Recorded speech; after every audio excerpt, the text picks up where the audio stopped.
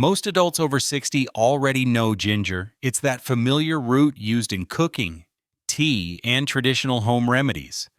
It's been around for centuries, not because it's trendy, but because generations found it useful, especially for digestion. And modern medicine doesn't dismiss that. Harvard Health Publishing explains that ginger is best known for easing an upset stomach. Gingerol, one of ginger's key compounds, may help food move through the stomach more efficiently. So yes, ginger can be helpful. But here's the part many seniors don't realize.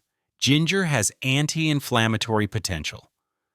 But after 60, how you use it often matters more than how much you use. This isn't a ginger is bad video. It's a use it in a way that matches your 60-plus body video backed by research, so you get the benefits without unnecessary discomfort. Quick note, this is educational, not personal medical advice. If you take blood thinners, have gallbladder disease, or have reflux problems, you should check with your clinician.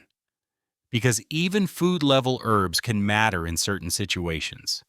The NIH's NCCIH also emphasizes that ginger can have side effects and may interact with some medicines. When people hear inflammation, they think pain and swelling. But inflammation is also a quiet internal immune signal. And it can be influenced by diet patterns. Harvard Health Publishing describes an anti-inflammation diet as a whole pattern approach. Herbs and spices like ginger may add modest benefits in the context of overall eating habits. That word modest matters, because ginger isn't a magic switch, but after 60, something else happens. Even small stimulation signals can feel bigger. Think about it like this. When you were 30 or 40, your body had more buffer. Digestion bounced back faster. Your nervous system calmed down quicker. Your immune signals were less likely to stay switched on.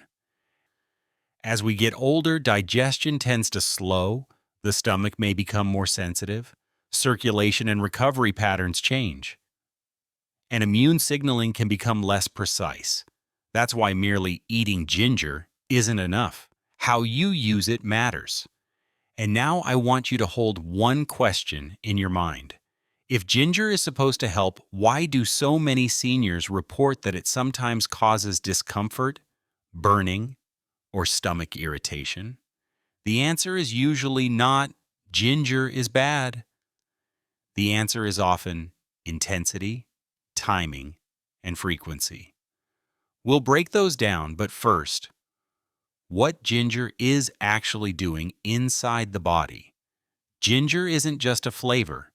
It contains active compounds, especially gingerols and shogaols, that researchers study for antioxidant and anti-inflammatory activity. A 2024 review in Frontiers in Immunology summarizes that ginger's bioactive compounds are linked to multiple biological actions, including anti-inflammatory effects, and discusses how these compounds may influence immune signaling pathways. Now here's where people get confused. Some videos online say things like, ginger destroys inflammation, or ginger cures arthritis. That's not how real nutrition science talks. Real science usually says something like, ginger may influence signaling pathways involved in inflammation. Ginger supplementation has been associated with changes in inflammatory markers in some studies, and more research is often needed to clarify dose, form, and who benefits most. For example, a 2020 systematic review and meta-analysis reported that ginger supplementation showed statistically significant effects on several markers like CRP, TNF-α, and IL-6, depending on study design and population. That's a real scientific pattern. But here's the key. Those results usually come from structured, controlled use, not random ginger shots every morning on an empty stomach. So again, the question is not, does ginger have potential? The question is, how do you use ginger in a way your 60-plus body can actually tolerate and benefit from? That brings us to what changes after 60. What changes after 60? 1. Digestion changes. Many seniors notice this before they notice anything else. Heartburn shows up more easily. The stomach feels touchier. Strong flavors can feel harsh. And big stimulation hits harder. This matches what Harvard Health Publishing describes about ginger's digestive context. It's often discussed for nausea and digestive comfort. Gingerol may help move food through digestion. But here's the twist. If your stomach lining is more sensitive, the same warming spice effect can feel irritating at higher intensity, especially as a concentrated dose. So the phrase ginger helps digestion can be true, and ginger irritates my stomach can also be true, depending on how it's used. 2. Inflammation regulation changes.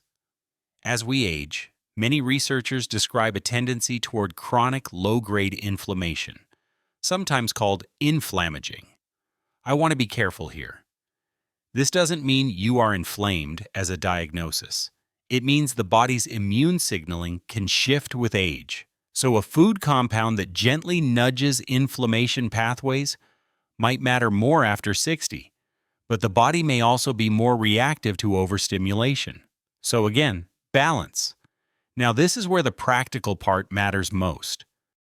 Here's what I want you to notice.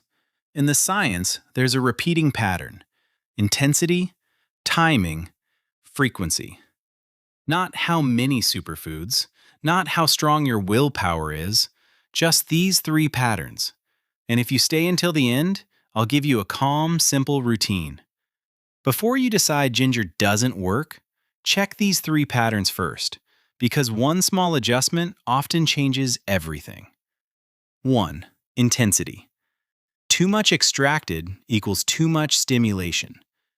Many people unintentionally increase ginger intensity by boiling ginger too long, using concentrated blends, taking strong supplements or extracts, doing ginger shots that hit the stomach all at once.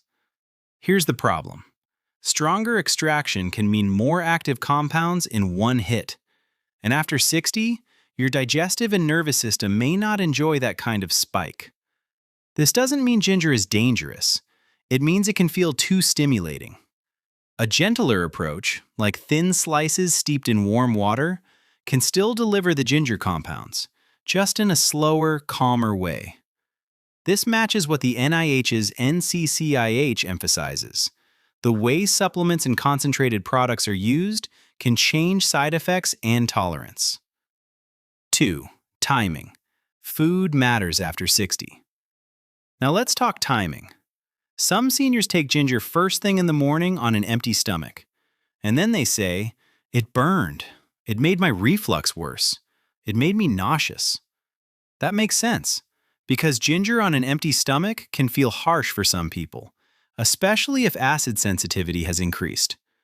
This is why the simplest, senior-friendly adjustment is pair ginger with food. Harvard Health content discussing ginger commonly frames it in the context of digestion and comfort, not as a harsh medicinal shot. So instead of raw, strong ginger first thing, try ginger with a meal or after a meal. That one timing change often reduces discomfort dramatically. 3. Frequency. Periodic versus constant use. A lot of studies that show benefits use ginger in a controlled way. A specific dose for a specific time frame, not random constant exposure without breaks. After 60, many people do better with periodic use, because constant daily stimulation can feel overwhelming. It can lead to, "I feel off, I feel hot, my stomach feels irritated." And here's the important senior psychology point. When something feels uncomfortable, you stop using it. So you don't get any potential benefit at all. Periodic use is often more sustainable. Digestion and bloating. Ginger is widely known for digestive support. Harvard Health Publishing notes ginger's digestive connections and the role of gingerol in moving food through the stomach. So for seniors who feel slow motility, gas, or heaviness after meals, a gentle ginger infusion with food can feel supportive. Inflammation beyond pain. Some evidence suggests ginger may help with inflammatory processes, including in joint conditions. For osteoarthritis specifically, research includes randomized controlled trials and systematic reviews assessing symptom effects and safety. Important: this is not ginger cures arthritis. It's ginger has been studied for symptom support with mixed but measurable patterns in some research. Metabolic health. Some systematic reviews discuss ginger's association with metabolic markers, including glucose-related measures in certain populations. A comprehensive review available on PubMed Central discusses ginger and summarizes evidence across areas, including glucose control and HbA1c patterns in type 2 diabetes contexts. Again, this is not a magic bullet. It's one potential tool inside a bigger pattern: food choices, movement, sleep, and consistency.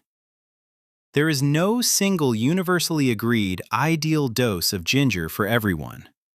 Meta-analyses and trials vary widely in dose and form. And older adults can respond differently because digestion, metabolism, and medication use vary more with age. So after 60, a rigid one-size-fits-all approach doesn't work well.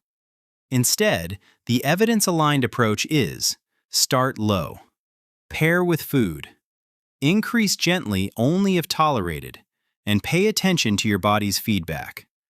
This is not weakness. This is precision. Here's a calm, research-aligned routine that respects aging physiology. Choose food-based ginger first. The NIH-NCCIH discusses ginger in the context of common uses and emphasizes safety and the importance of not assuming more is better, especially with supplements. Prepare ginger gently. Thin slices steeped in warm water, not hard boiling for a long time. Pair with meals. This is one of the most senior-friendly adjustments. Use periodically. A few times per week can be more sustainable than constant daily use. And notice what we didn't do. We didn't ban ginger. We didn't hype ginger. We simply matched ginger to your 60-plus body. Inflammation after 60 doesn't exist alone. It touches blood sugar regulation. It touches heart health. It touches circulatory function. So ginger isn't a single-issue topic. It's a gateway habit. Because once you learn to use ginger correctly, you understand something bigger. After 60, health often improves not through restriction, but through better timing, better intensity, and better patterns.